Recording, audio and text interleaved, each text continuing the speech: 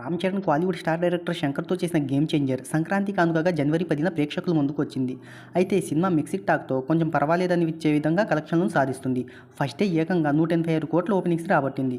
So అలాగే ఊపిని continue చేసిందా లేదా అని కలెక్షన్లు తెలుసుకోబోయే ముందు ఒక చిన్న రిక్వెస్ట్, మన ఛానల్లోని వీడియోస్ చేసి నచ్చితే సబ్స్క్రైబ్ చేసి లైక్ కొట్టి షేర్ చేయండి. సాంకేతిక నిపుణుల రెమ్యునరేషన్తో పాటు ప్రమోషనల్ ఖర్చులతో అన్ని కలుపుకొని 450 కోట్లకు పైగా భారీ బడ్జెట్తో దిల్ రాజు నిర్మించారు. ఇక మూడో రోజు వసూళ్ల విషయానికి వస్తే బాలకృష్ణ నటించిన డాకు మహారాజ్ రిలీజ్ కావడంతో కొన్ని ఏరియాల్లో చరణ్ మూవీపై బాగానే ఇంపాక్ట్ చూపింది.